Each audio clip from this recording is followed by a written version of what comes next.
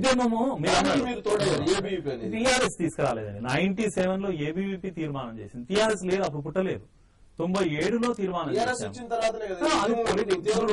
Political గా మీడియాలో తీవ్ర రూపం దాల్సింది. బట్ స్టూడెంట్ ని ఎడ్యుకేట్ చేసి స్టూడెంట్ దీని యొక్క అవసరాన్ని గుర్తించి రెండు ప్రాంతాల్లో కూడా hours is a different movement, రెండు ప్రాంతాల్లో కూడా కన్విన్స్ చేసి దీని యొక్క అవసరం ఉంది, ఆవశ్యకత ఉంది అని ఒప్పించి మెప్పించి స్టూడెంట్స్ ని తీసుకెళ్తున్నాం.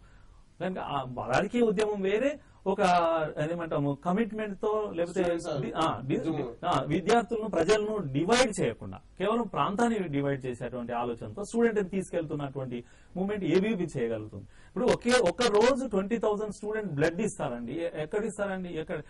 నాకు మూవ్మెంట్స్ చూపించండి. ఇది స్టూడెంట్ లో ఉద్యమం స్ఫూర్తి లేదని అంటే ఎట్లా? అనేక ఉద్యమాలకు, తెలంగాణ ఉద్యమమే కాదు అనేక ఉద్యమాలకు ఆ సపోర్ట్ ఉంది. కాకపోతే డైరెక్షన్ ఏబీవీపీ ఆవిర్భావమే జ్ఞానం, శీలం, ఏకత, ఈ మూడు నినాదాలు మీ పక్కన పెట్టి మీరు తెలంగాణ ఉద్యమం ప్రత్యేకవాదాన్ని వాటిని ఎందుకు ఎన్నుకున్నారు?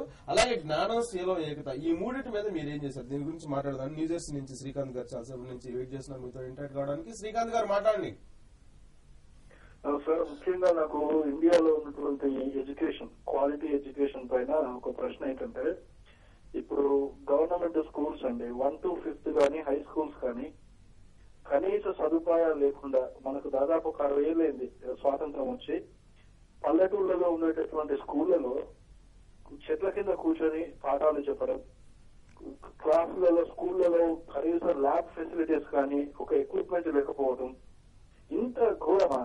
60 ఏళ్ళు స్వాతంత్రం వచ్చిన భారతదేశంలో స్కూల్స్ ఇంత అధ్వాన్నంగా ఉంటే ఎస్సీ ఎస్టీ విద్యార్థులకు కానీ బడుగు బలహీన వర్గాల విద్యార్థులకు ఒక క్వాలిటీ ఎడ్యుకేషన్ ఎలా ఇస్తారు?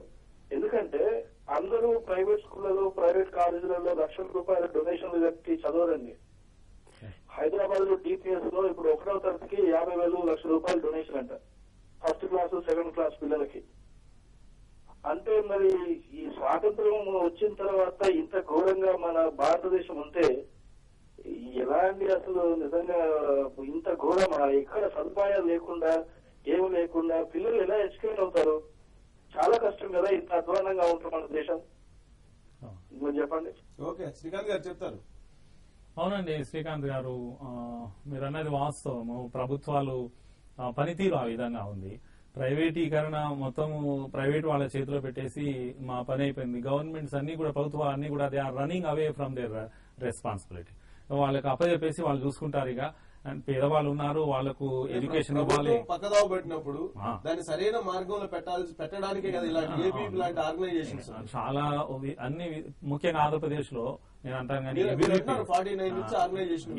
సో 49 నుంచి ఆర్గనైజేషన్ ఉన్నప్పుడు సాధించినటువంటి ఇలాంటి మౌలిక సదుపాయాలు కూడా లేనటువంటి పరిస్థితుల్లో ఉద్యమాన్ని, ఒక పెద్ద ఉద్యమాన్ని మీరు ఎందుకు తీసుకురాలేదు? ఒక విషయం అండి, ఇప్పుడు ప్రపంచంలో ఉన్న మొత్తం క్వాలిటీ ఉన్నటువంటి ఇన్స్టిట్యూట్స్ యొక్క ర్యాంకింగ్ లో 200 ర్యాంకింగ్ లో మన ఒక ఐఐటి కూడా మన దేశం నుంచి, సోకాల్ క్వాలిటీ ఉన్న ఇన్స్టిట్యూషన్స్ అంటే ఐఐటీస్ మాట్లాడతాం మనం. మన ఐఐటికి స్థానం లేదు. అంటే క్వాలిటీ ఎక్కడ ఉన్నామో దేశంలో దీన్ని బట్టి మనకు అవుతాం. క్వాలిటీ విషయంలో మనం అందరం ఆందోళన చెందుతున్నాం. రెండవ ప్రశ్న మీరేంటంటే పేదవాడికి విద్య అందించడం, అది కూడా మంచి విద్య అందించడం విషయంలో అనేక పోరాటాలు విద్యార్థి సంఘాలు చేస్తా ఉన్నాయి. ఇక్కడ ఏబీవీపీ ప్రధానంగా లీడ్ చేస్తా ఉంది. దాని కారణంగా ఎక్కడి నుంచి వచ్చాయంటే ఫీ రియంబర్స్మెంట్, విద్యార్థి సంఘాలు ఉద్యమం కారణంగానే వచ్చాయి. ఫీ రియంబర్స్మెంట్ అది బీదవాడికి సహాయమే. హాస్టల్ వసతుల విషయంలో అనేక 86 లోనే మేము బ్లాక్ పేపర్ ముద్ర వేసాము. అప్పట్లో హాస్టల్ ఎంత మురికి కూపాల్లాగా ఉండేటివి. జస్టిస్ పున్నయ్య వచ్చి ఈ ఒక చరిత్రాత్మకమైన ఉద్యమం అని రవీంద్ర ఠాగూర్ ఆడిటోరియంలో చెప్పారు.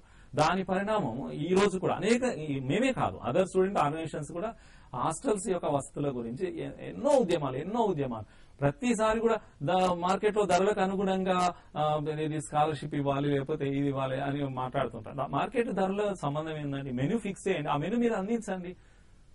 అది ఎప్పుడు ప్రభుత్వం, మేము చెప్తా ఉన్నాము, ప్రభుత్వాలు మెల్లమెల్లగా మారుతా ఉన్నాయి. ఈ మధ్య కాలంలో మొన్న కిరణ్ కుమార్ గవర్నమెంట్ కూడా కాస్త పెంచింది. కనుక ఇవన్నీ ఉద్యమాలతోనే వస్తున్నాయి. ఈ ఉద్యమాలు లేకపోతే ఇవి ఏమీ రావు, అసలు ఇంకా దారుణంగా ఉంటుంది పరిస్థితి. కనుక ఉద్యమాలు లేవు, విద్యార్థుల నుంచి ఎలాంటి ఒత్తిడి లేదని, విద్యార్థుల నుంచి ఒత్తిడి ఉంది. అయినా పేద విద్యార్థుల చదువు క్వాలిటీ పర్టికులర్ గా మేమంతా వరి అవుతున్నది.